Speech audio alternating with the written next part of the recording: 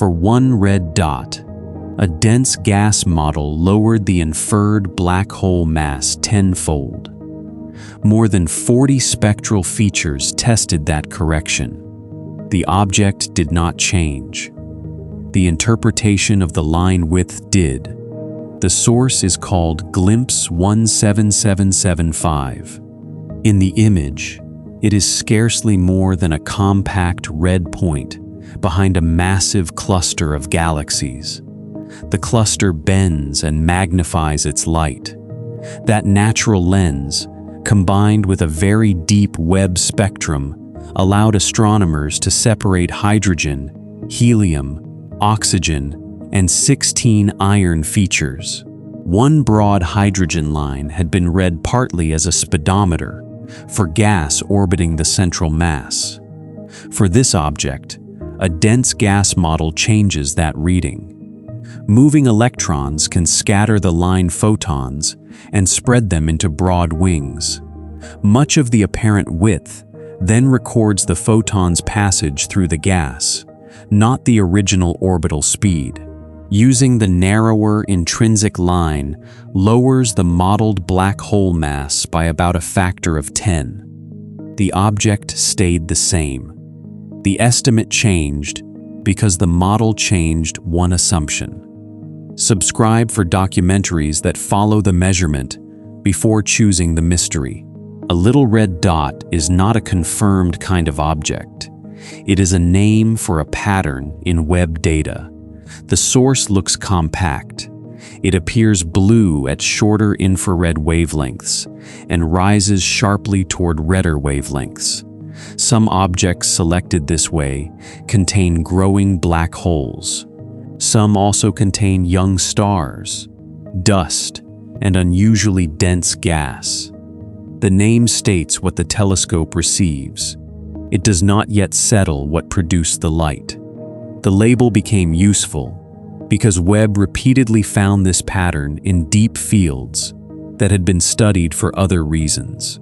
One large analysis selected 341 candidates across several surveys and across redshifts from roughly 2 to 11. Another spectroscopic program found a smaller set with both the compact V-shaped continuum and broad lines. The numbers cannot be added as if every survey counted the same species. Each team used its own depth, filters, and thresholds. The shared result is that the pattern is common enough to demand a physical explanation. Red in this context also needs care. Cosmic expansion stretches every distant spectrum toward longer wavelengths, but redshift alone does not create the unusual shape. Researchers first estimate the cosmic redshift from several features. They then ask what the source emitted in its own rest frame. The little red dot pattern refers to that reconstructed ultraviolet and optical behavior, not merely to the fact that an ancient object appears at infrared wavelengths in Webb's detector. Imaging supplies one more boundary. Many candidates are unresolved or nearly unresolved in Webb's longest wavelength cameras. That places an upper limit on the size of the dominant red component. It does not mean the whole galaxy is absent. A compact nucleus can sit inside fainter extended light. Strong gravitational lensing can reveal that host more clearly, while an unlensed survey may merge it with the point. The apparent dot is therefore a statement about angular resolution and contrast as well as physical size. Spectroscopy changes the level of confidence. A color-selected candidate can show a promising continuum without revealing the engine. A spectrum separates emission and absorption features that photometric filters blend together.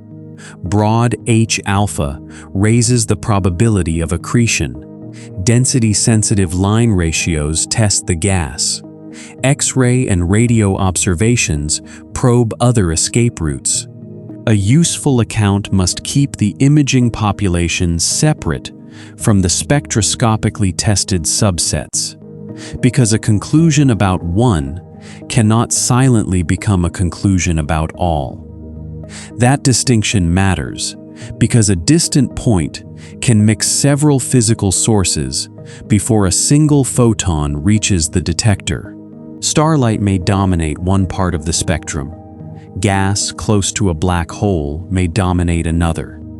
Dust can absorb shorter wavelengths and return the energy farther into the infrared. Dense hydrogen can reshape the continuum before it escapes.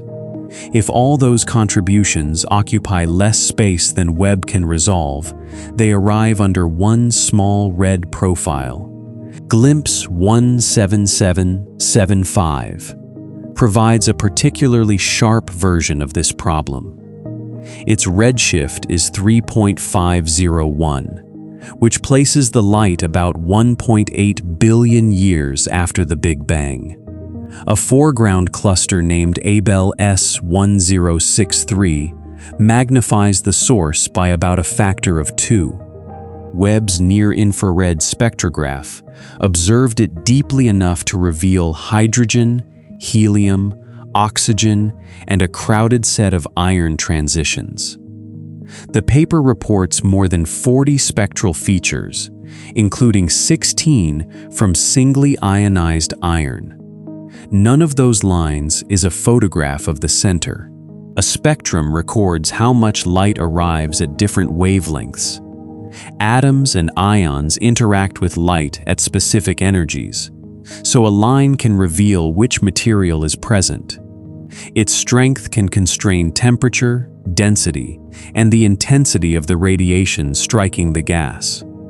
Its shape can carry information about motion and about the path the photons took before they escaped. The same line, therefore, contains several questions at once. The most useful starting point is the overall shape of the light. Many little red dots have what astronomers call a V-shaped spectrum. Their ultraviolet side can be relatively blue, while their optical side rises steeply toward the red.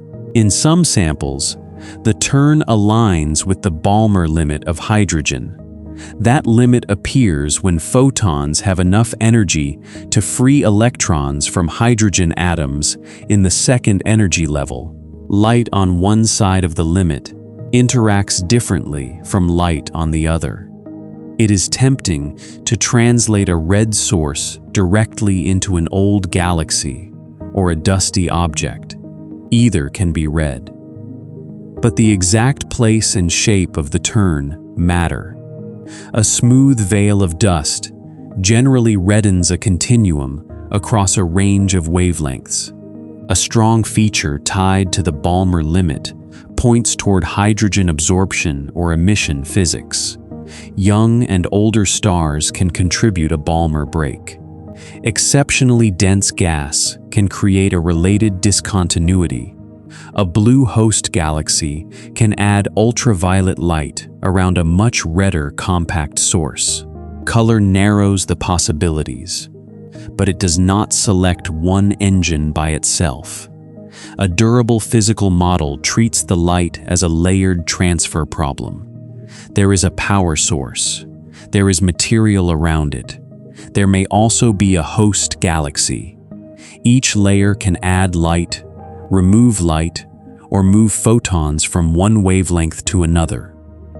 What Webb records is the combined result after that transfer. The task is not to choose an identity from a color chart. It is to find measurements that respond differently to the possible layers. Broad hydrogen lines seem to offer that measurement. Gas orbiting near a black hole moves rapidly. One side of the gas can approach Earth while another recedes. Those motions shift the emitted light across a range of wavelengths, broadening the line. In nearby active galaxies, astronomers use a broad line width, a size estimate for the emitting region, and a calibration factor to estimate the central mass. The method is called a virial mass estimate. because it connects speed and gravitational scale. Applied to early compact sources, the familiar reading can produce black holes with tens of millions of solar masses. That is already striking when the surrounding stellar system appears small. In some cases, the inferred black hole mass approaches or exceeds the allowed stellar mass of the host. Such ratios are not impossible measurements of nature.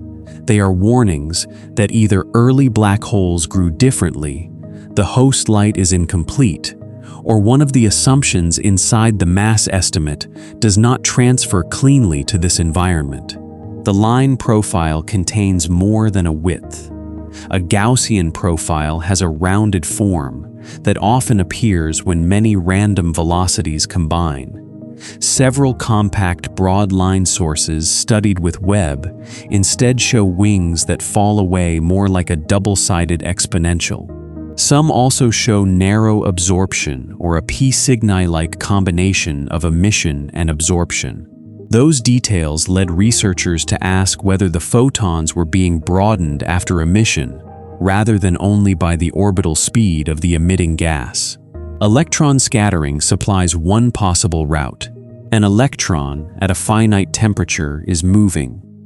When a line photon scatters from that electron, the photon can leave with a slightly different frequency. One encounter makes a small change.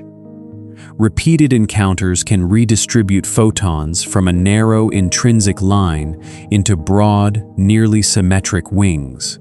Under this interpretation, the observed width is partly a record of radiative transfer through dense ionized gas, not a direct speedometer for all the emitting material. The analogy is a note heard through a moving crowd, but the limit is important. People can block sound in ways that electrons do not block light, and a crowd has boundaries unlike an astrophysical gas. The science is narrower. Thermal electrons exchange small Doppler shifts with line photons. A large electron column gives some photons several encounters. The resulting frequency distribution can develop extended wings even when the gas that first emitted the line is moving more slowly. In a study published in Nature, researchers analyzed 12 compact sources with high-quality broad H-alpha profiles and stacked another 18 lower-quality sources. Only 3 of the 12 high-quality objects met the paper's strict photometric little red dot criteria. That detail prevents a careless generalization. The sample is best described as compact broad-line sources that include little red dots and closely related objects. Double-sided exponential profiles fit almost every high-quality source better than a simple Gaussian broad component. In 9 of the 12, the scattering interpretation reduced the inferred intrinsic velocity scale to roughly 300 kilometers per second. The fitted electron optical depths ranged from about 1/2 to nearly 3. In the model, that corresponds to electron columns around 10 to the 24th electrons per square centimeter, and gas densities of at least several million electrons per cubic centimeter. Those are model-dependent inferences. Webb measured the profiles. The researchers then asked what gas would reproduce them under an electron scattering model. If the model is right for a given source, the emitting region must be compact. At the lower inferred densities, it would be no larger than about 100 light days. At still higher densities, it could shrink to a few light days. Such gas would be thick enough to transform the outgoing spectrum while remaining far smaller than a galaxy. The mass consequence is dramatic. A virial mass depends strongly on velocity. If the intrinsic orbital width is about 10 times narrower than the apparent wings, the mass estimate can fall by roughly a factor of 100. black holes first assigned tens or hundreds of millions of solar masses could move into a range from 100,000 to 10 million solar masses under this model. The early universe would still contain rapidly growing black holes, but the apparent mass crisis would be softened. That does not make the broad lines irrelevant. It changes the question they answer. The profile must be tested for how it was assembled, not only for how fast the gas orbits. Motion, scattering, absorption, and geometry may all leave marks. An exponential wing is evidence that a Gaussian velocity component is incomplete. It is not a unique certificate for one physical mechanism. A 2026 preprint modeled 3 sources, in which a stratified region of gravitationally bound gas also produced similar wing shapes. The difference between those interpretations cannot be settled by making the spectrum louder. It requires a second kind of measurement. A line profile is unresolved. It combines all the emitting material into one shape. An independent dynamical measurement would resolve how red-shifted and blue-shifted gas occupy space. If the central mass derived from that motion agrees with the conventional broadline mass, the scattering correction cannot be universal. If it agrees with the mass inferred from the much narrower intrinsic line, the Cocoon model gains a separate test. The broad wing is only one clue in glimpse 17775. Its continuum, absorption, fluorescence, and ionization diagnostics place that width inside a richer physical inventory.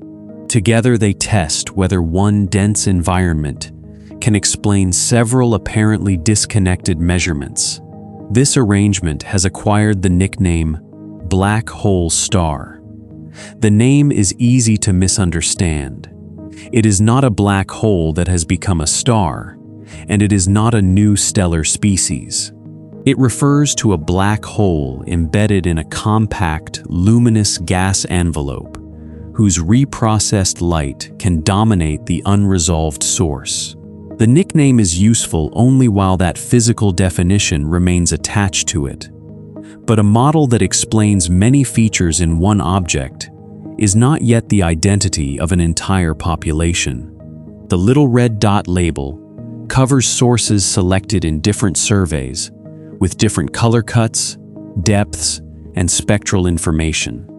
Some have secure broad lines. Some are known only from imaging. Some show extended blue host light.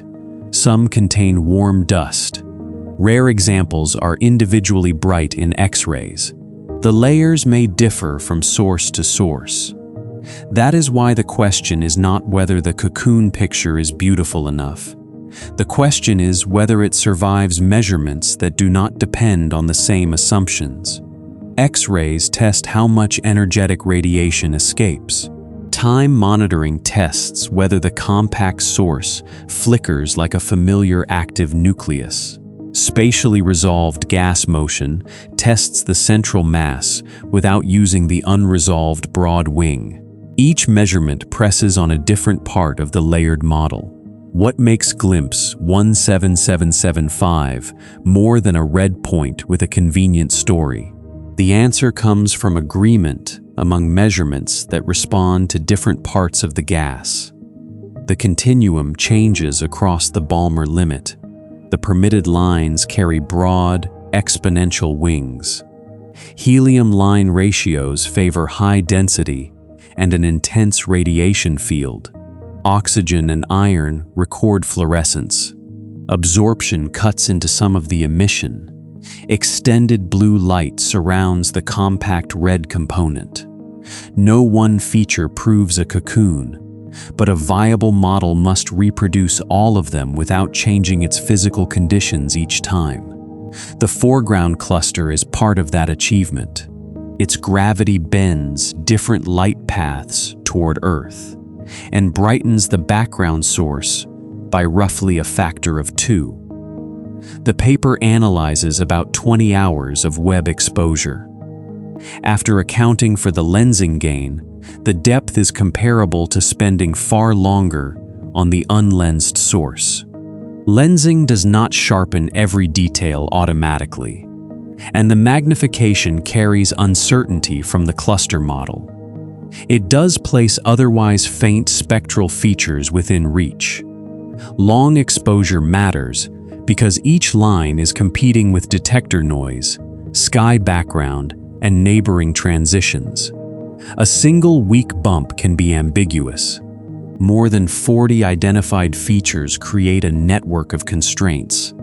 Hydrogen sets the recombination scale. Helium responds to ionization and density. Oxygen and iron test pumping and optical depth. The information comes from their joint pattern, not from assigning dramatic meaning to one bright peak. The spectrum also prevents the object from being reduced to its catalog color. Broad band filters combine all wavelengths that pass through them. A strong emission line can brighten one filter and imitate a continuum change. Spectroscopy separates line flux from the underlying continuum. The Balmer discontinuity remains strong after that separation, which is why both continuum transfer and line formation have to be explained. The Balmer discontinuity comes first. In hydrogen, the electron can occupy distinct energy levels.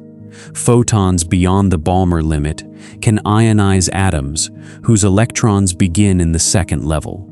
In sufficiently dense gas, collisions and radiation keep many atoms cycling through those states. The gas then changes the continuum strongly across a narrow spectral boundary.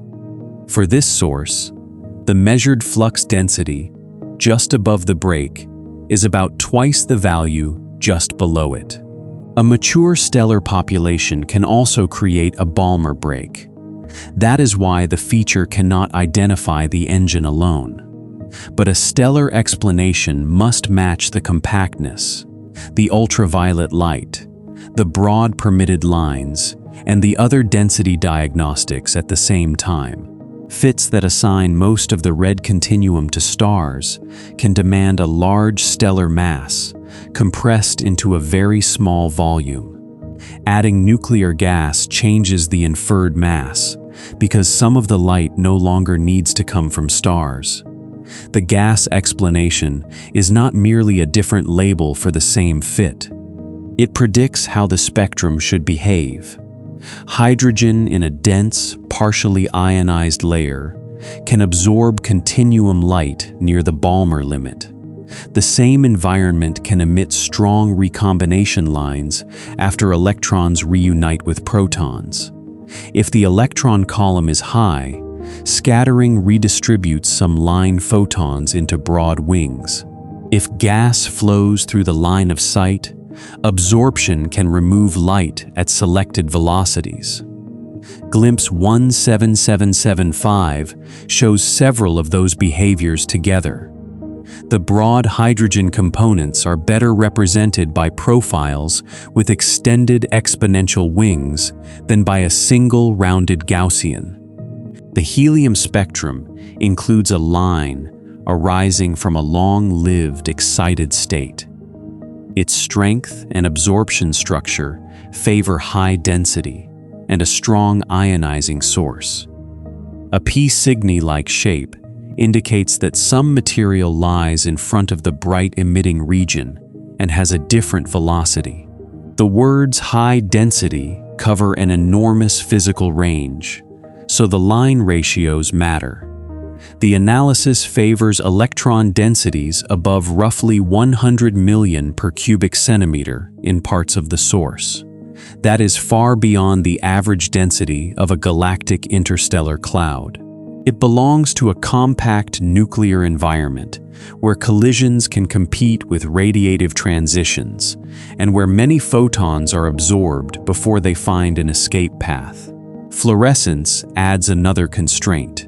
An atom or ion can absorb a photon in one transition and then release the energy through a sequence of different transitions.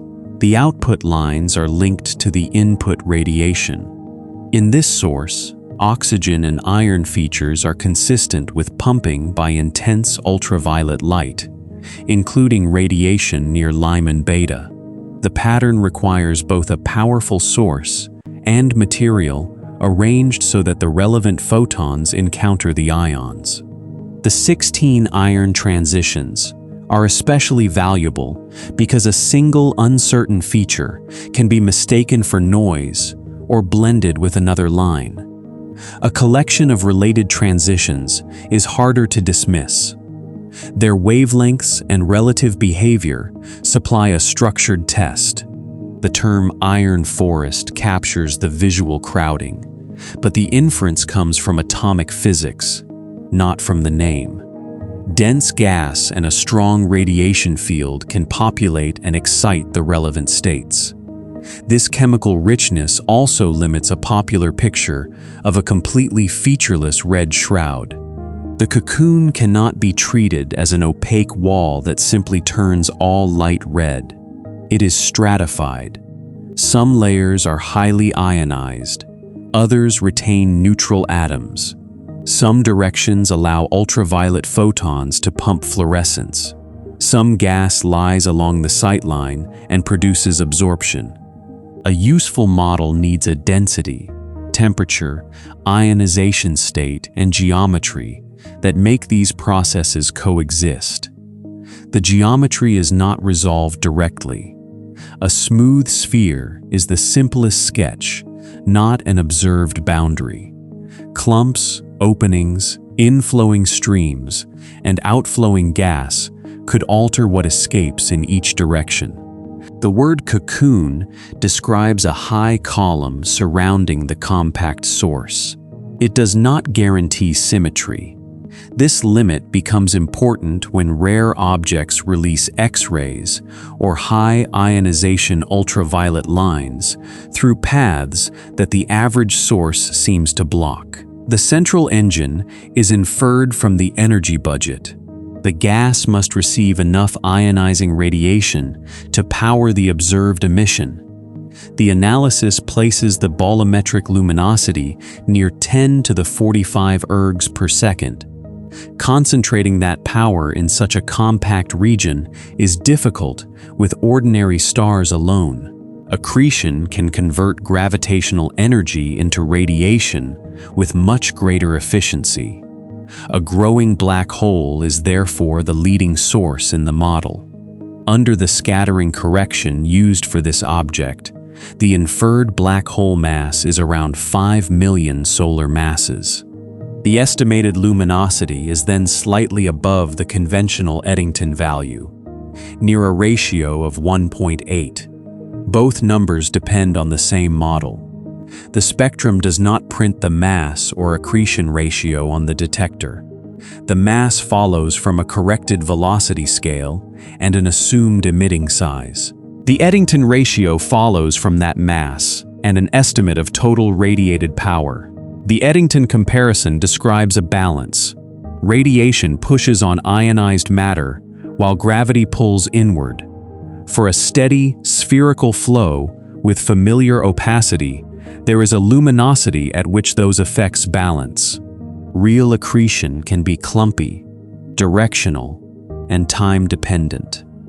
A source above the conventional value does not violate physics. It indicates that the simple, steady geometry is incomplete, or that one of the inferred quantities needs revision. This distinction protects the evidence from a circular argument. Dense gas may make the line look broader than the orbital motion. Correcting the line then lowers the mass.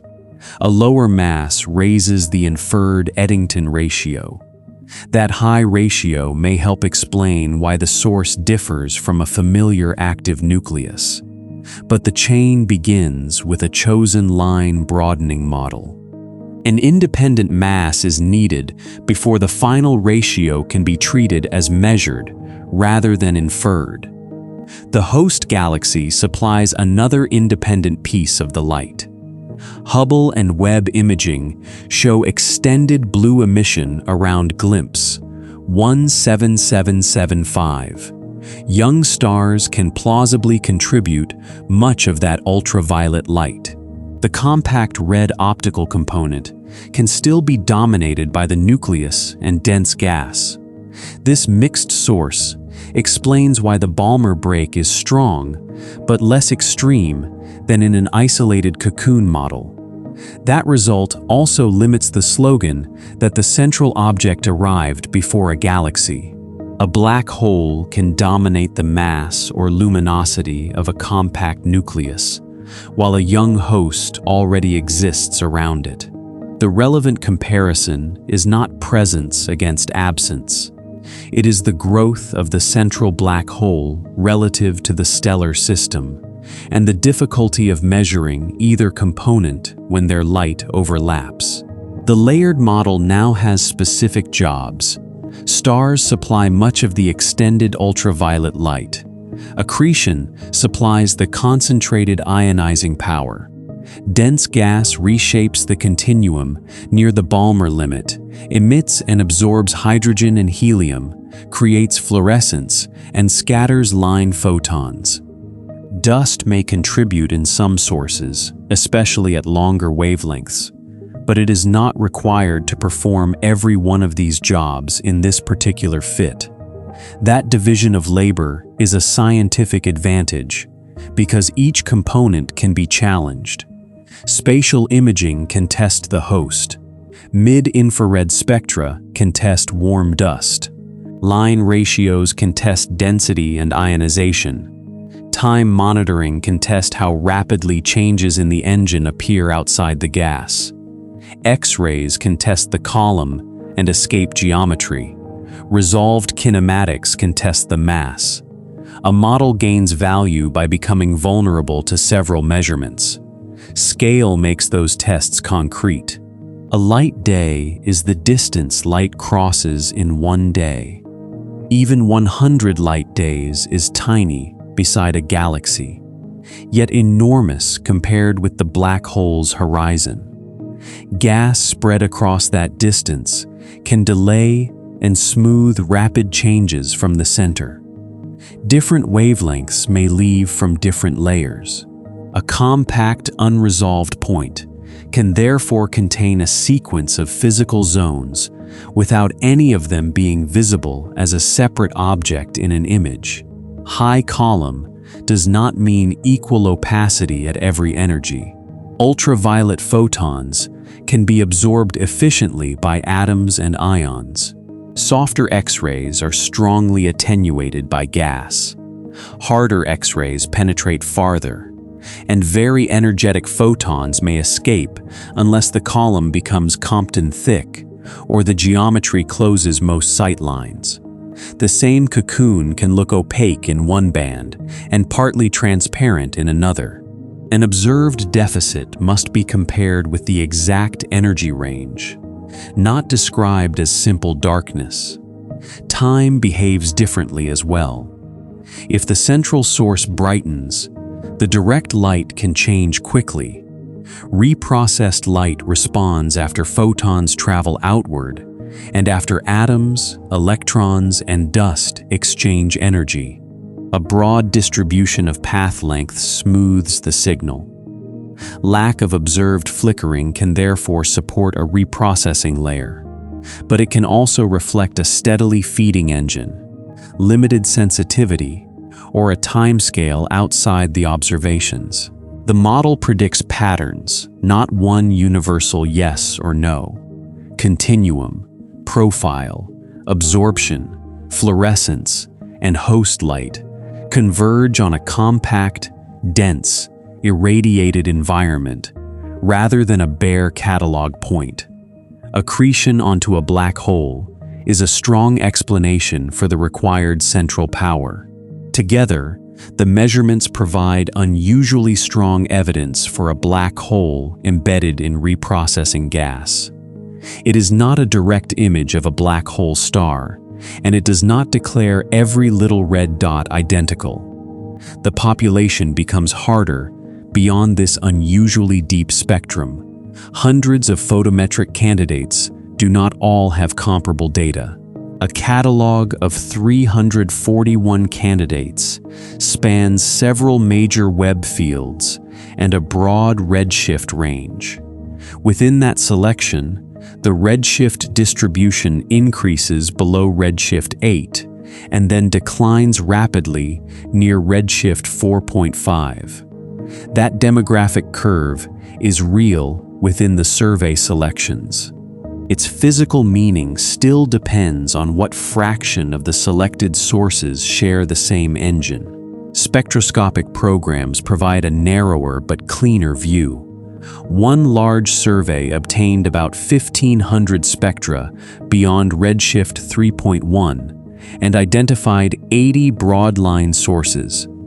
36 combined an unresolved rest optical component with the V-shaped continuum used for spectroscopic little red dots. Photometric cuts recovered only about half to 3/5 of those bright spectroscopic examples. A color boundary, therefore, misses some related objects and includes some objects whose nature remains uncertain. This is not a failure of classification. It is a sign that the observable properties may vary continuously. Compactness, redness, broad lines, dust emission, and host contribution need not switch on together. A population can contain an extreme core and many transitional or composite cases. The label remains useful for finding the puzzle, but the physics may require several axes rather than one box. That demographic pattern could mark a temporary stage of black hole growth. Dense gas might surround a rapidly feeding black hole, then become thinner or develop openings as radiation, winds, and star formation alter the nucleus. The fading of the selected population is compatible with that story. But population counts alone do not show individual objects evolving along it. Direct collapse, quasi-stars, and gas-enshrouded black hole stars describe possible formation routes or early growth phases in current models. None is observed as a complete lineage. The spectra show conditions at the time the light escaped. They do not reveal how the seed formed, how long the envelope lasted, or what the same object became. Any connection from an early dot to a later quasar must remain a hypothesis until population statistics and repeated measurements establish the links. The measurements outside Webb's near-infrared range now become decisive. A conventional unobscured active nucleus should produce X-rays from very hot electrons close to the black hole. It often produces variable light as the accretion flow changes. Some nuclei launch radio-emitting jets or compact outflows. Little red dots are usually weak or undetected in those channels at current sensitivity. Dense gas could hide some of that emission, but the exact deficits test whether obscuration alone is enough. The next pressure, therefore, comes from absences. An absence is not a blank result. It is a limit tied to exposure, distance, energy band, and sample selection. If the expected signal lies safely above that limit, the model must change. If it lies near the limit, deeper data may be the only missing ingredient. The strength of a non-detection depends on the prediction it is allowed to challenge. The dense gas model meets a direct pressure test in the X-ray data. An actively feeding black hole normally produces strong, high-energy radiation close to its event horizon.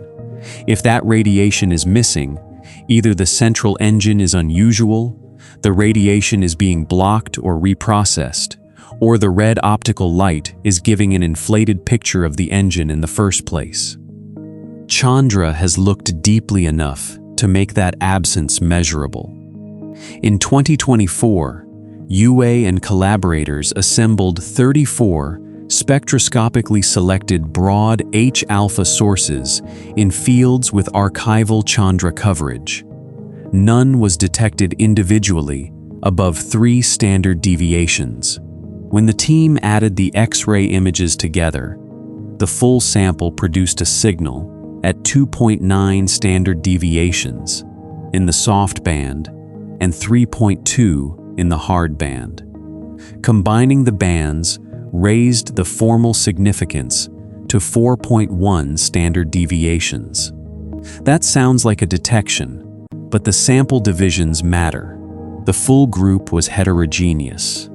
The more uniformly selected little red dot subset did not produce a significant signal, and neither did the subset closest to the centers of the Chandra fields, where sensitivity was best. The careful statement is that the broad H-alpha population yielded a tentative average signal. It was weak relative to the X-rays expected from nearby unobscured active galaxies with the same H-alpha power. A separate Chandra study examined 21 unique little red dots magnified by the galaxy cluster Abell 2744. None was detected on its own. The complete stack was also a non-detection, despite a summed exposure near 87 million seconds.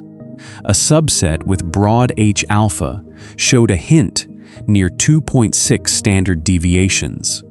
Converting those counts into black hole masses made the inferred masses at least 30 times smaller than estimates based on the broad lines. That conversion was not a direct weighing. It assumed an unobscured engine radiating near its Eddington limit, along with a particular spectral shape and lens model. The deepest stack sharpened the conflict. Saki and Bogdan began with 56 photometrically selected objects in the JADES and NG deep fields. They removed one known X-ray source, then stacked the remaining 55 across 104 Chandra observations. The total accumulated exposure was about 390 million seconds. That number is the sum across many source positions, not one telescope staring at one object for 12 years. The soft band contained 35 net counts with an uncertainty of 38. The hard band showed 33 net counts against a noise range of 61. Both are consistent with 0. The soft flux limit fell below 5 times 10 to the negative 18 ergs per second per square centimeter. Under a standard correction from X-ray luminosity to total accretion luminosity, the stack allowed less than about 3 times 10 to the 43 ergs per second.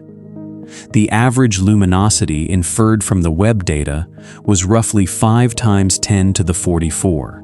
This deep population average contains no significant X-ray signal. Familiar unobscured active galaxy templates therefore fail badly for this sample. One live alternative is extreme absorption, with gas columns so large that even hard X-rays rarely escape. Another is an intrinsically X-ray weak accretion flow, perhaps associated with rapid feeding. A third is that optical line and continuum methods overestimate the total power or black hole mass. A fourth is that some photometric candidates are not active galaxies at all. The stack alone cannot choose among those options, and it cannot say that every member is equally faint. Radio observations give a related but less decisive result. Radio emission can come from a compact jet, a magnetized corona, or star formation in the host. Dense ionized gas can absorb low-frequency radio waves through free absorption. Perger and collaborators compiled 919 reported little red dots and found no secure counterpart in large surveys near 1.4 and 3 gigahertz.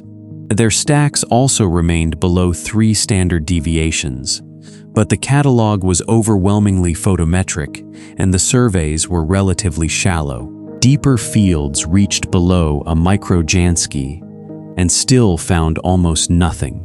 A study of 37 spectroscopically confirmed broad-line active galaxies in Goods North found no individual source from 144 MHz through 10 GHz. Its 3 GHz stack reached a noise level near 0.15 of a microjansky per beam. Under standard radio quiet scaling relations, the probability of obtaining no detections was less than 1 in 10,000. Yet this was not a pure little red dot sample, and the standard relations have substantial scatter.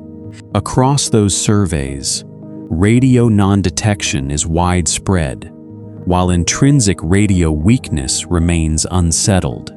Free absorption by dense gas fits the data, but so do weak jets, altered coronae, rapid accretion, lower true luminosities, and samples containing objects powered mainly by stars. One unusually luminous source has been detected in both radio and X-rays, and its radio signal could still come from either the active nucleus or star formation. Rare detections prevent the population averages from becoming an absolute rule. 2 Chandra sources had already been reported among a sample of 341 photometric little red dots. Primer Cosmos 3866 lies at redshift 4.66 and has an intrinsic X-ray luminosity near 5 × 10⁴ ergs per second. JWST 21925 lies at redshift 3.1 and is about 10 times less luminous in X-rays. Both show moderate absorption. Both are brighter and at lower redshift than much of the population being discussed, so neither is a typical representative. The X-ray dot is a more revealing exception because its full spectrum resembles the puzzling class, while its X-rays do not. This compact source lies at redshift 3.28. Webb finds a red optical continuum, broad Balmer and Paschen emission, and a size smaller than about 250 parsecs.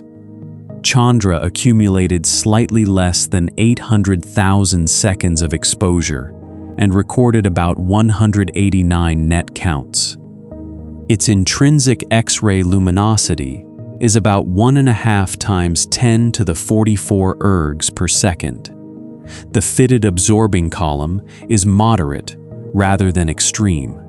Hviding and collaborators proposed that the object may be passing through a later phase in which a formerly dense envelope has developed clearer lines of sight. In that interpretation, the optical spectrum retains features of an enshrouded object, while X-rays have begun to escape.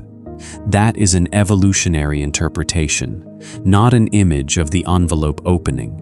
A standard active galaxy viewed through unusual dust remains a live alternative. Evidence for long-term X-ray variability reached only about 1.6 standard deviations, so variability was not confirmed. The X-ray dot does not refute obscuration in the average object. It does show that the appearance called little red dot can coexist with a directly visible, powerful X-ray engine. The explanation can therefore involve time, viewing direction, or more than one physical population. Calling it the first X-ray detected little red dot would also erase the 2 earlier detections. The defensible description is a rare X-ray bright, little red dot-like source proposed as a transition candidate. Time domain observations put another kind of pressure on the standard active galaxy interpretation.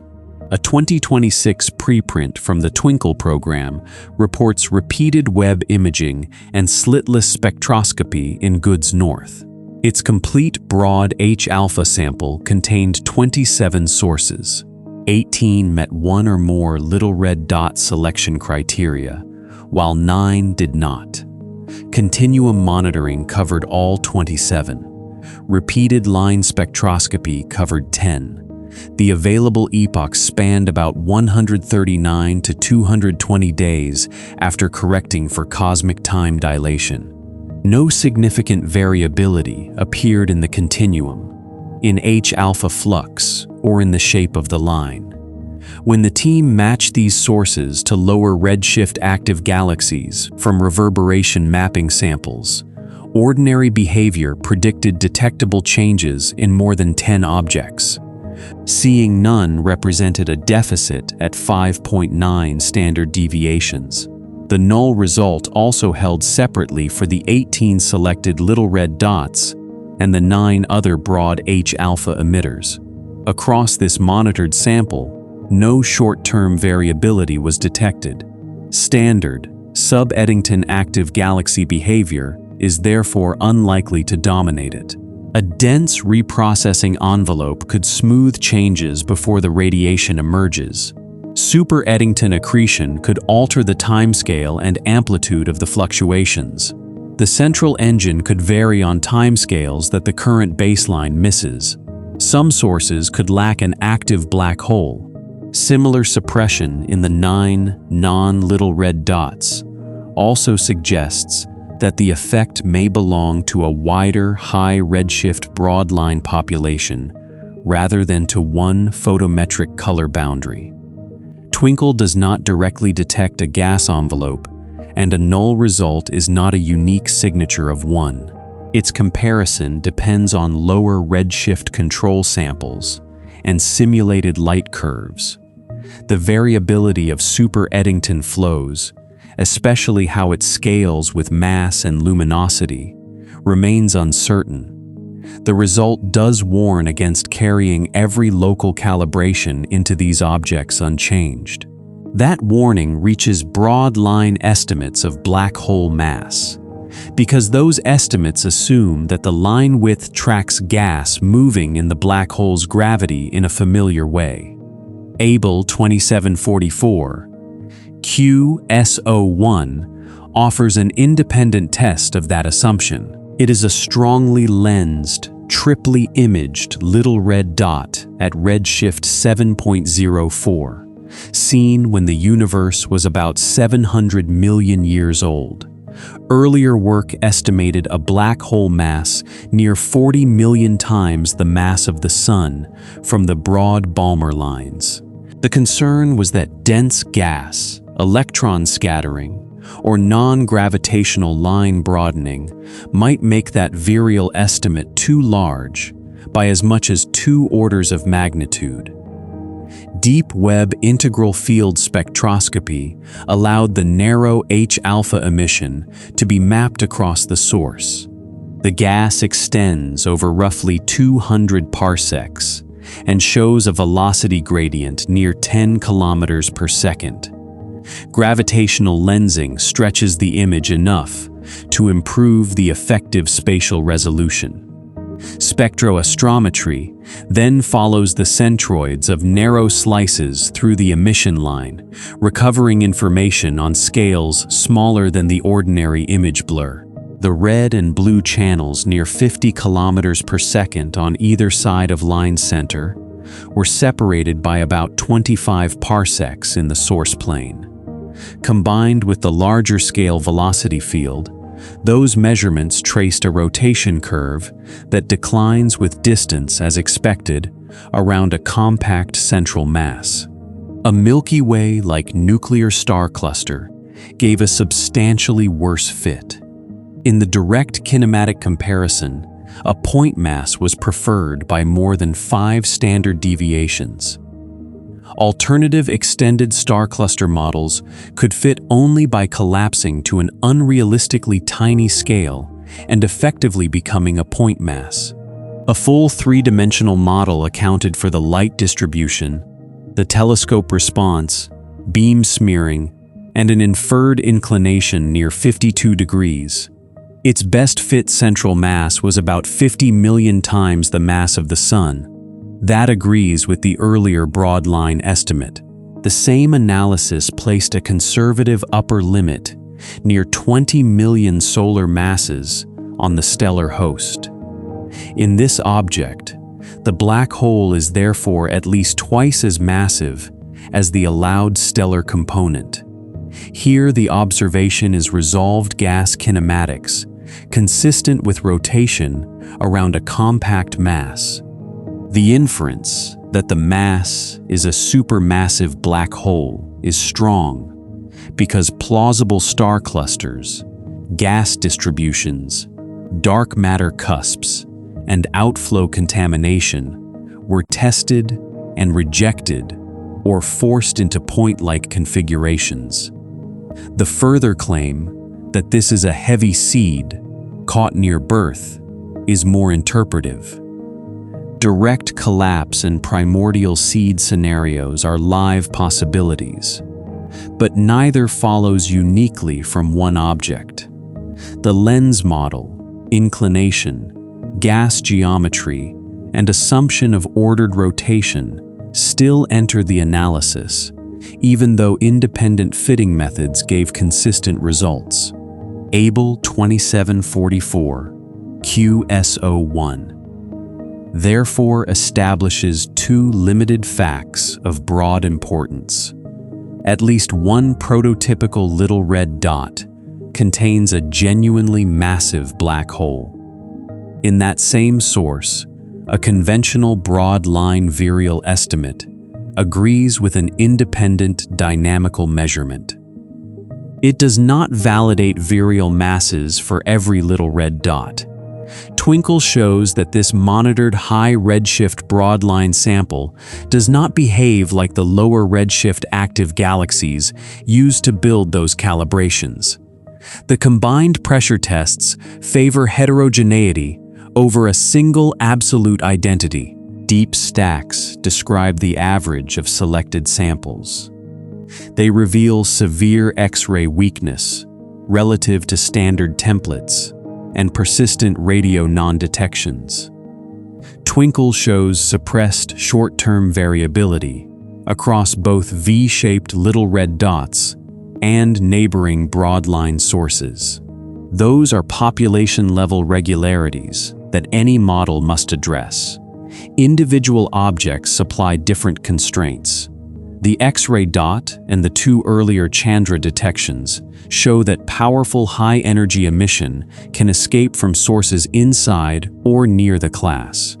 Abell 2744, QSO1, proves that a massive black hole can dominate one prototypical object, and that its broad lines can carry reliable dynamical information.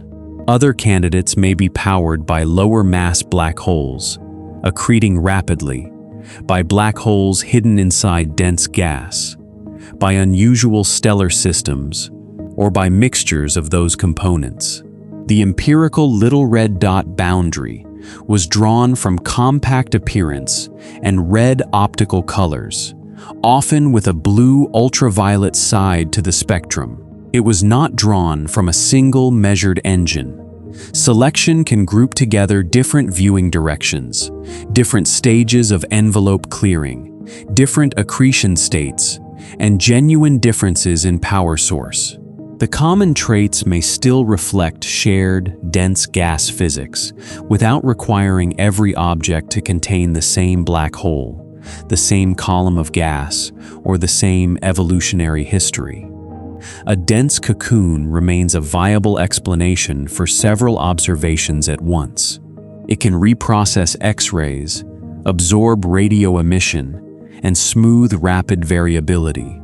The same evidence also permits intrinsically weak coronae, altered accretion flows, lower true luminosities, and stellar contamination. Rare X-ray bright sources may reflect openings, later stages, favorable sightlines, or a separate subgroup. Direct dynamics require a massive black hole in at least one case.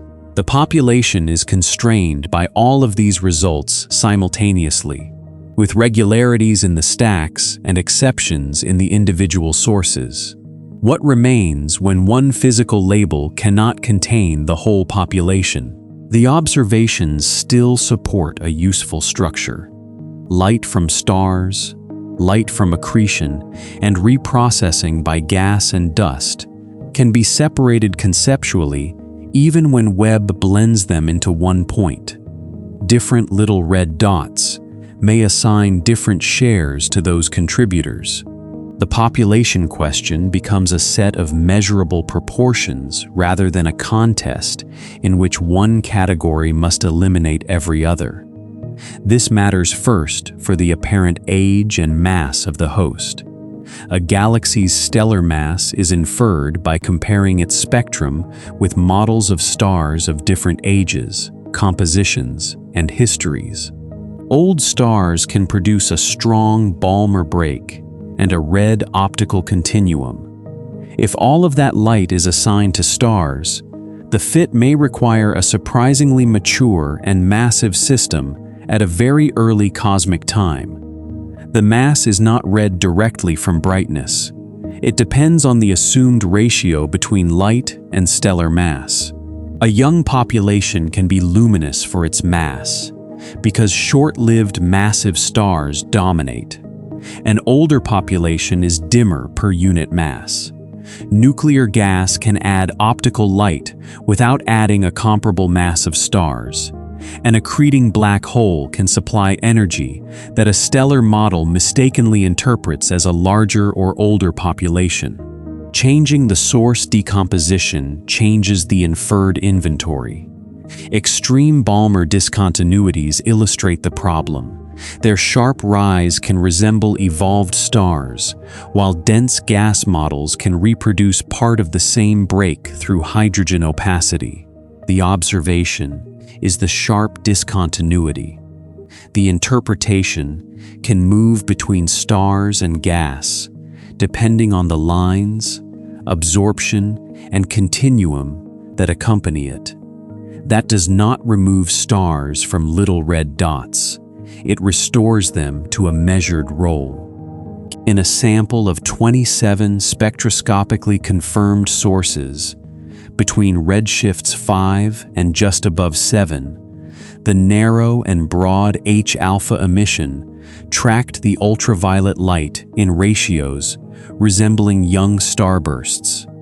A control group of 7 compact blue active galaxies behaved more like unobscured nearby nuclei. The result favors young stars as an important source of ultraviolet and hydrogen emission in that selected little red dot sample. A 2026 preprint examined 249 sources with spectroscopy, or mid-infrared coverage, drawn from 849 photometric candidates. Fits combining dense gas, a black hole, and stars allowed the stellar component to provide about 4/5 of the far ultraviolet light in the bluest stack. The fitted black hole and stellar masses depended on the chosen composite model, but the broad lesson is stable. A buried nucleus and a young host can both be present and both be visible in different wavelengths. Dust adds another axis.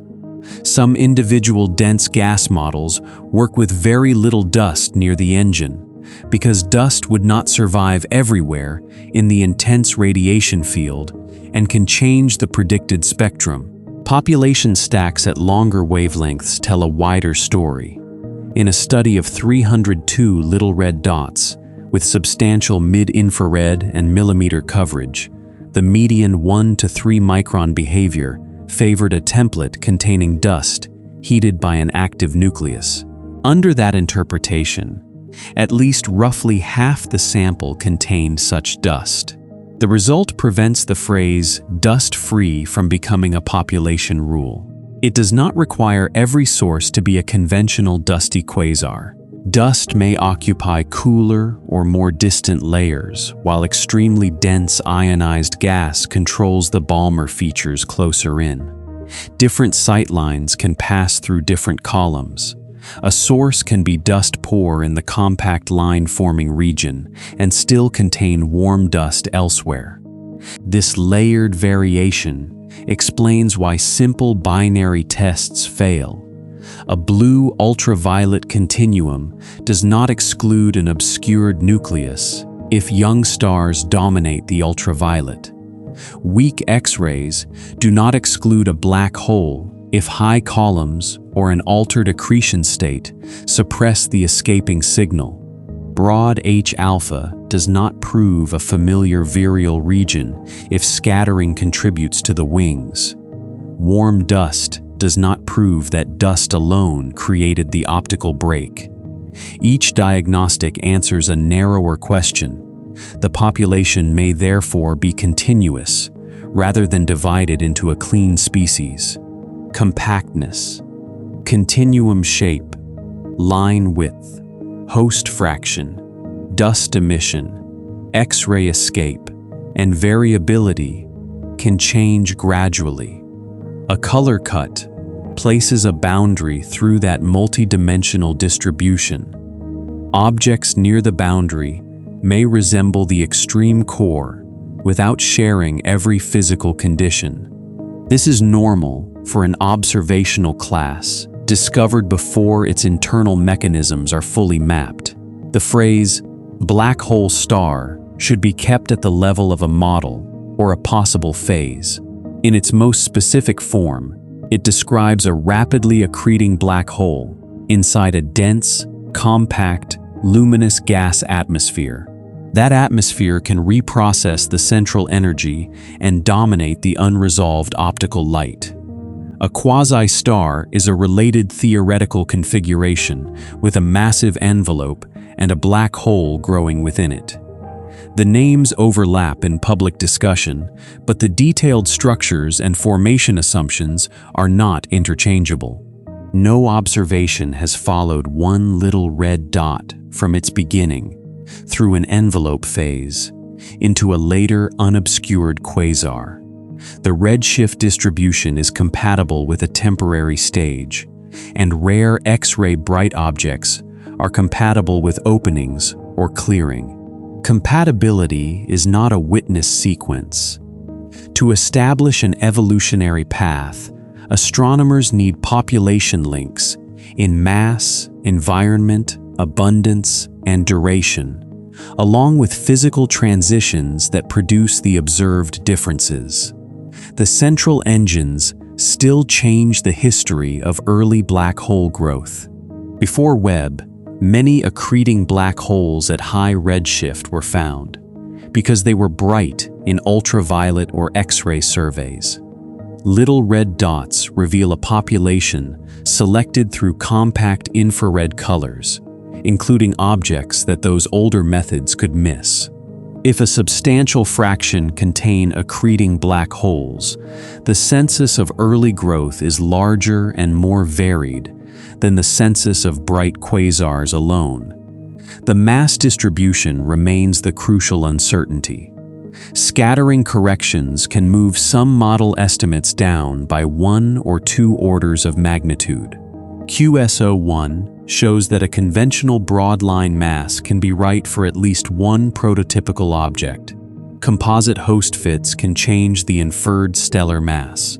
Lensing can improve sensitivity while adding uncertainty through the mass model of the foreground cluster. A population statement must carry those different measurement routes instead of averaging them into one number. Seed models enter only after mass and accretion history are constrained. A light seed can begin as the remnant of an early massive star.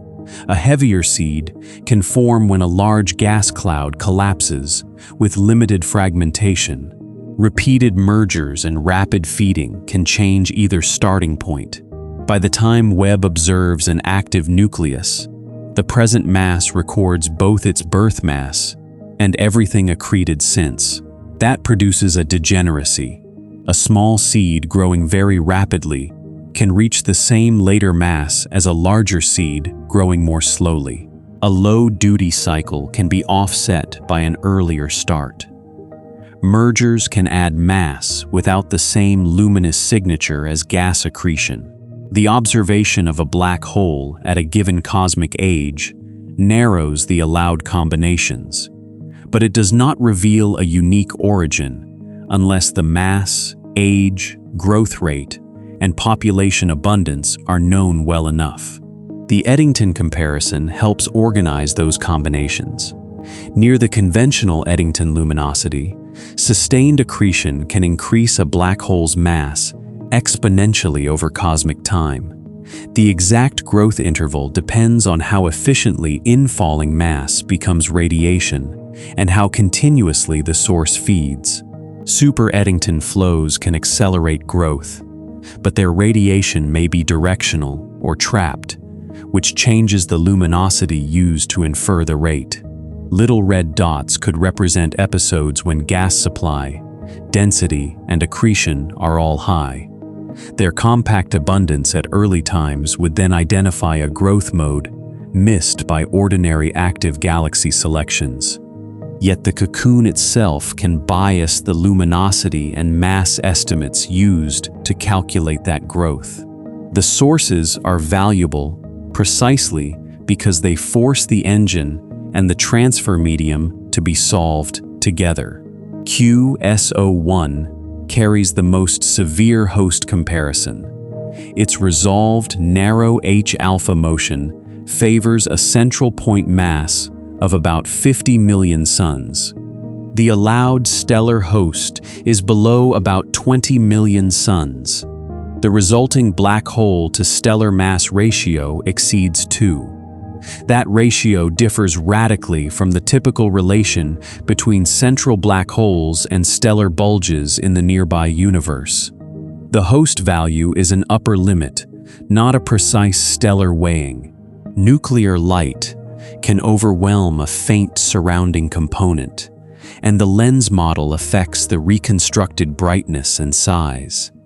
The analysis asks how much stellar emission could be hidden without exceeding the data.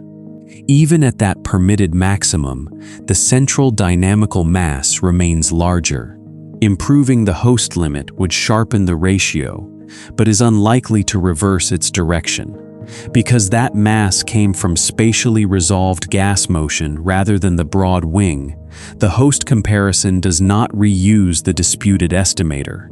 Nearby black hole to bulge relations also have intrinsic scatter and depend on which stellar component is compared. They should not be treated as a fixed law imposed at every redshift. The contrast with QSO1 is still large enough to matter. It indicates that the central engine and visible stellar system can assemble on different schedules, leaving later evolution to build the proportions seen nearby. The phrase black hole before its galaxy compresses that result, but it requires a boundary. A host is detected or constrained around the source. The claim is not that no galaxy exists. It is that the central mass already dominates the measured stellar mass at a cosmic age of roughly 700 million years. The later system may add stars, merge, lose gas, or follow a path that moves the ratio toward the local population. One extreme ratio cannot define every little red dot. It does show that black hole and galaxy growth were not locked to the same proportion from the beginning.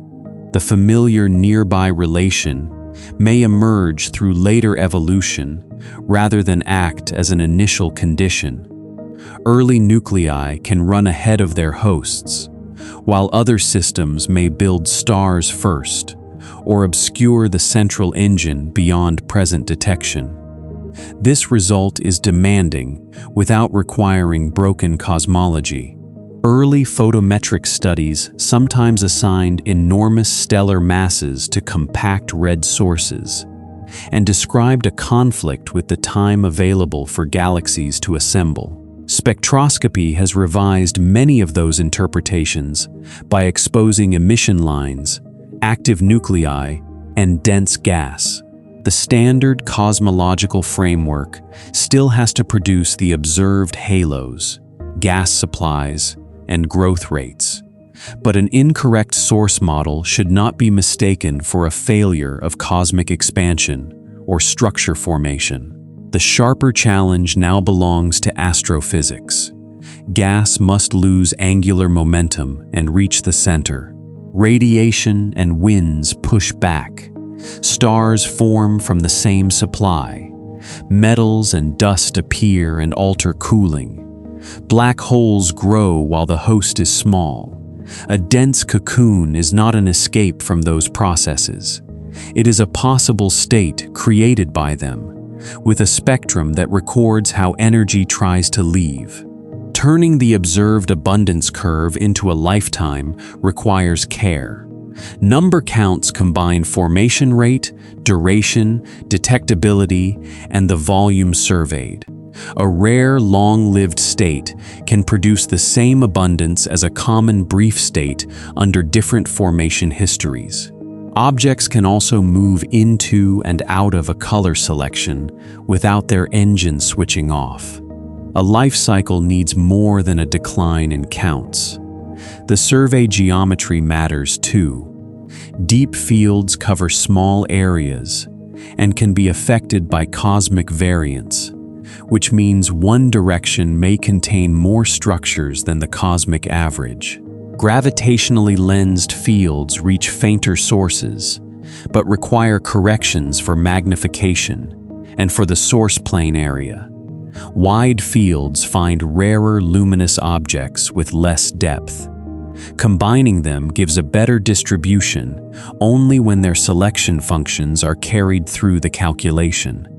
Spectroscopic follow-up is not random. The brightest, strangest, or easiest candidates are often observed first. That can over-represent strong lines and extreme continua.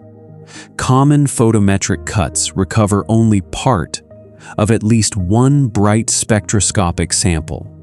The unseen remainder may include related engines with colors just outside the boundary. A physical census must model what was missed as carefully as what was found. Environment may supply another discriminator. Rapid black hole growth requires gas, and gas supply follows the assembly of halos and galaxies. Clustering can reveal whether candidates occupy unusually massive environments. Close companions and disturbed hosts can test whether mergers contribute. Those measurements do not identify the central engine alone, but they connect the compact spectrum to the larger structure feeding it. Chemical composition offers a clock with different assumptions from stellar population fitting. Iron, oxygen, helium, and carbon lines respond to abundance, as well as density and ionization.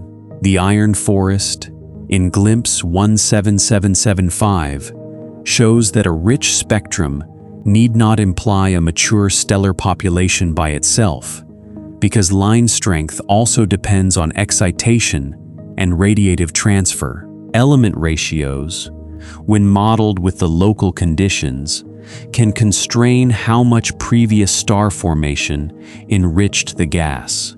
The strongest conclusion is therefore neither one universal species nor a meaningless collection. Little red dots mark a region of physical conditions where compact accretion, dense gas, young hosts, and sometimes dust overlap in unusual proportions. Specific objects let one component be measured cleanly. Glimpse 17775 provides strong evidence for dense gas. QSO1 exposes the central mass. The X-ray dot shows high-energy radiation escaping from a little red dot-like source. Larger samples expose the distribution among them. This distributed evidence changes the original puzzle. The apparent old galaxy and the apparent oversized black hole can both be products of fitting one blended spectrum with a simpler source. Dense gas can imitate part of the stellar break. Scattering can imitate part of the orbital width. Neither correction erases the stars or the black hole. It allows the light to be assigned to the physical layers more accurately, with model-dependent uncertainties. The remaining task is prediction. A useful model should state which spectral lines share the same wings, how variability changes with wavelength, where X-rays escape, how much warm dust appears, how host light is distributed, and whether an independent dynamical mass agrees with the broad line estimate. Those tests can turn an observational label into several physical families, without forcing every red point through one story. Prediction turns the layered model into a program of measurement. Each contributor leaves a different trace, and no single observation has to carry the identity of the source alone. Line profiles come first, because they created the mass conflict. High-resolution spectra can compare H-alpha, H-beta, helium, and other permitted lines in the same object. Electron scattering depends on electron temperature and optical depth. A gravitationally bound line region depends on the distribution of emitting gas and orbital speed. Absorption, turbulence, and outflow add asymmetry. If several transitions share exponential wings with the ratios predicted by one scattering layer, the Cocoon interpretation becomes harder to replace. The narrow core must also be isolated reliably. Starlight, instrumental resolution, and neighboring lines can blend with it. A model that fits only the outer wing may assign the wrong amount of flux to the intrinsic component. Repeated observations with different spectral resolutions can show whether the inferred core stays stable. The mass estimate should be reported with the broadening model attached, rather than as one number detached from its assumptions. Resolved dynamics provide the strongest independent check. Webb's integral field spectroscopy records a spectrum at many positions across a small source. Strong lensing can stretch the image and improve the effective physical resolution. By mapping narrow line velocity across the source, astronomers can test for ordered rotation around a compact mass. Spectroastrometry can recover centroid shifts below the usual imaging resolution. QSO-1 shows what that route can accomplish. Similar measurements across a larger set would reveal whether its agreement with the conventional virial mass is common or exceptional. A source whose resolved dynamics supports the scattering corrected mass would establish the opposite case. The goal is not to crown one method.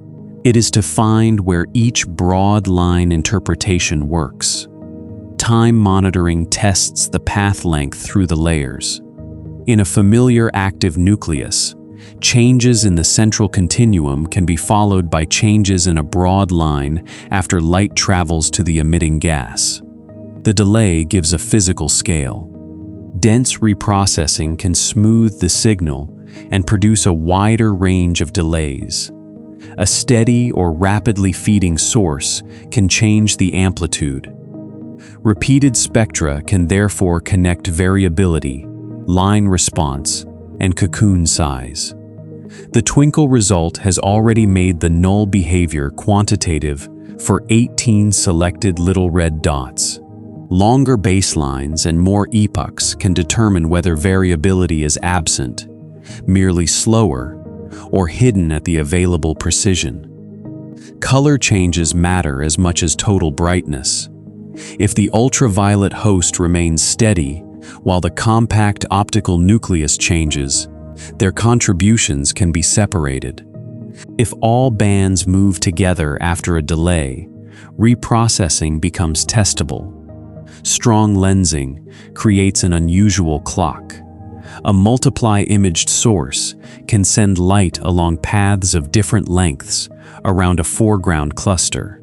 The images therefore show the source at different source times. An approved web program will monitor a multiply-imaged little red dot whose delays span an effective history approaching 160 years. That does not provide continuous coverage, but it can compare the same engine across widely separated moments without waiting a century. X-ray observations test both opacity and the accretion state. A dense electron column strongly absorbs softer X-rays. Harder X-rays should penetrate more easily unless the gas is extremely thick or covers nearly every direction. If much deeper hard band observations still fall far below the prediction, absorption alone may be insufficient. The corona that normally produces X-rays could be weak, cooled, or altered during rapid accretion. The optical luminosity could also have been overestimated. Individual detections are as important as stacks. The X-ray dot shows that a little red dot-like spectrum can coexist with a powerful high-energy source and moderate absorption. Monitoring can test whether its sightline is changing. Spectroscopy can test whether the gas column differs from the stacked population. Similar objects could reveal a distribution of openings rather than a clean transition from closed to exposed. Radio observations add constraints on jets, magnetic coronae, star formation, and free absorption. Present limits generally support the phrase, undetected at current depths. They do not yet establish that the engines are intrinsically quiet.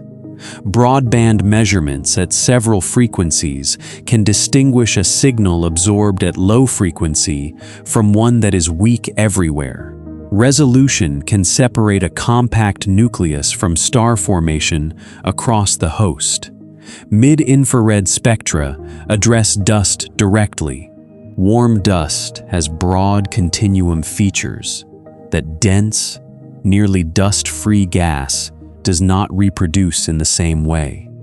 One approved web program will devote almost 50 hours to the question of whether selected little red dots are reddened mainly by dust or by gas. Another targets an especially distant candidate near redshift 10. These observations will not return a single word as an answer. They will measure which components are required and how the mix changes with redshift. A large near-infrared spectrograph program, assigned almost 89 hours, is designed to examine the population more systematically.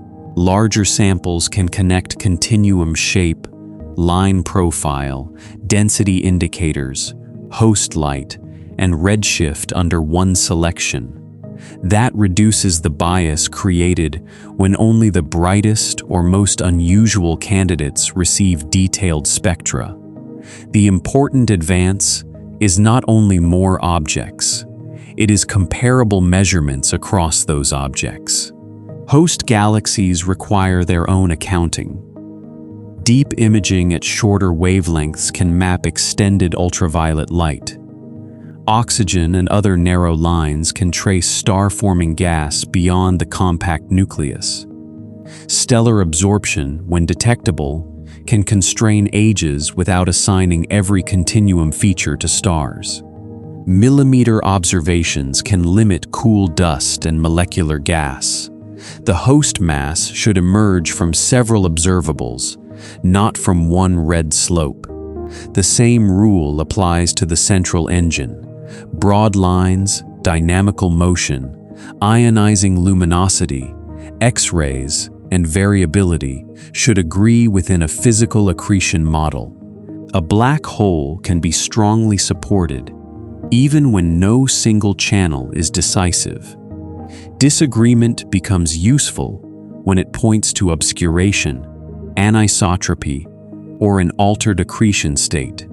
The model should explain the pattern of disagreement rather than discard the inconvenient band.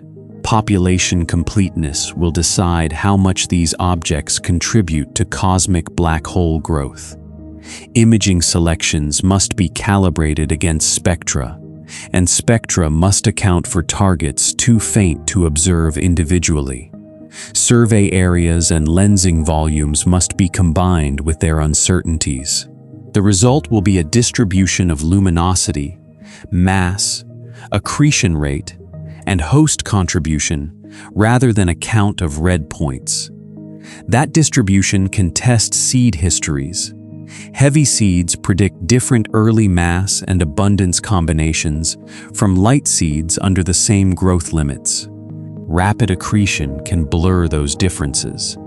Direct dynamical masses at higher redshift, coupled with reliable host constraints, are especially valuable because they reduce the degeneracy created by uncertain line broadening. No single object will name the seed, but a population can make some starting conditions improbable. The possible outcomes are already clear enough to state. If many sources show matched exponential wings across several permitted lines, strong density diagnostics, and dynamical masses near the scattering corrected values, then a cocoon-dominated broadening phase would become a population result. If the dynamical masses instead agree with conventional virial estimates, dense gas could remain real while the large mass correction becomes rare. If hard X-rays appear preferentially in objects with weaker absorption and smaller inferred columns, escape geometry would gain support.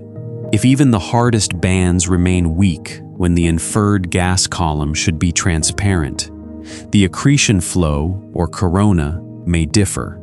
The optical power may be overestimated, or the sample may mix physical populations. A correlation between X-ray escape and changing line profiles could reveal envelopes developing openings.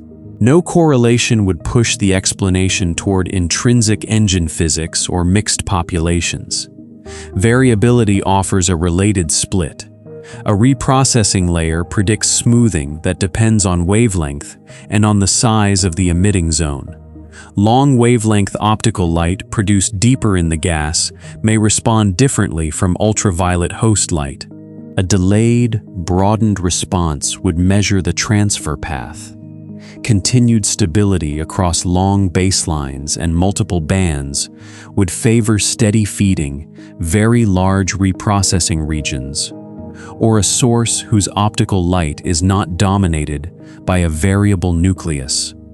Mid-infrared data can separate dust from gas through continuum curvature and spectral features. If warm dust strength tracks the optical redness, dust carries more of the selection than a nearly dust-free cocoon model allows. If the strongest Balmer discontinuities occur without the expected dust signatures, dense hydrogen becomes more important. A mixed result would support layered sources whose inner gas and outer dust vary independently. Host measurements can test the composite picture directly. Ultraviolet clumps, narrow oxygen emission, and stellar absorption should follow star formation rather than the unresolved nucleus. If those tracers account for most ultraviolet light, while the compact red component carries broad lines and high-density features, host and engine have been separated observationally. If no host appears at greater depth, the upper limit becomes a stronger constraint on black hole dominance. Population evolution can distinguish a phase from a permanent class. A phase model predicts related objects just outside the color boundary, including gas-rich nuclei before the red continuum develops, and partially exposed nuclei after it fades. Their abundances, masses, and environments should connect without requiring invisible jumps. If the neighboring populations do not join, the little red dot selection may be grouping several unrelated paths. Seed constraints require the same discipline. A heavy central mass at very high redshift is compatible with a heavy seed, but rapid growth from a light seed can imitate it. A low-mass black hole feeding rapidly supports neither origin by itself. The combination of mass distribution, duty cycle, host environment, chemical maturity, and source abundance is what can rule out a starting route. The red point alone cannot. The evidence can now be placed into 3 levels of certainty. The first level contains measurements. Webb records compact red sources, V-shaped continua, broad and narrow lines, absorption, fluorescence, and extended host light. Chandra records mostly non-detections in stacks, and a few luminous exceptions. Monitoring records a lack of short-term variability in one defined sample. Integral field data record ordered narrow line motion in QSO1. The second level contains physical inferences supported by several measurements. Accreting black holes power at least some little red dots, and broad line samples contain many strong active nucleus candidates. Dense, compact gas surrounds at least some of them. Electron scattering can contribute strongly to broad wings. Young stars can dominate part of the ultraviolet. Dust contributes in a substantial fraction under current population models. These statements are strong because they connect observations through tested physics, but their prevalence still has uncertainty. The third level contains live proposals. A black hole star may be a common early growth phase. Some sources may represent a sequence from closed cocoon to patchy escape, and then to an ordinary quasar. Direct collapse may provide heavy seeds for some of the earliest systems. Super Eddington accretion may suppress the corona and accelerate growth. Each proposal makes useful predictions. None has been established as the universal history of the class. Keeping those levels separate does not weaken the discovery. It shows where the decisive evidence lies. The original surprise came from fitting unfamiliar light with familiar templates. The progress came when spectra exposed the processes that had been blended together. The remaining uncertainty is narrower and more productive.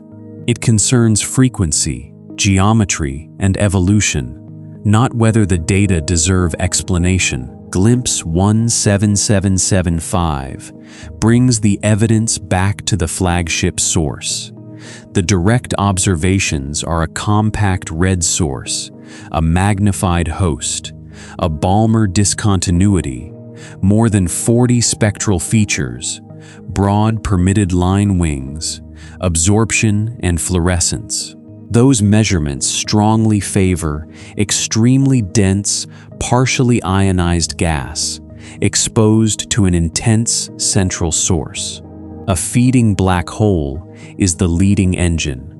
The scattering model then gives a specific interpretation.